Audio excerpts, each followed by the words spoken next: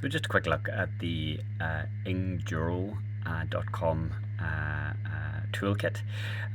It was something that I noticed on the Chris Birch channel a little while back, and it looked really interesting tool. It kind of been testing using it for a couple of years, and I thought that I would maybe have a go myself. But when you try to ordered directly from Chris Birch, and because of the region, it wasn't possible to get the specific one that he was selling. So Engduro offered as a standalone service where you can order it and customize it, and I'll show you the customization in a second.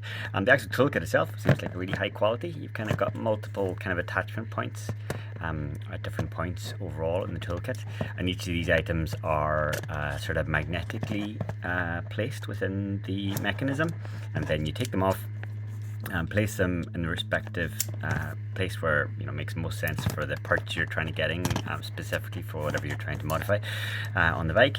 And it's all very tidy and easy and neat and light. I think it was 200 grams, something like that, on the main site. This comes out here. It's kind of an extra specific placement.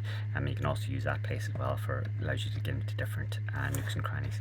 But one of the cool things was, which I didn't have huge high expectations for, but they offered a custom engraving service, and I decided to give it a try and put some brief description of what I might wanted to have on there, and they came up with this without any specific guidance, which I thought was actually really good as a basically as I described it specifically. So that was really cool.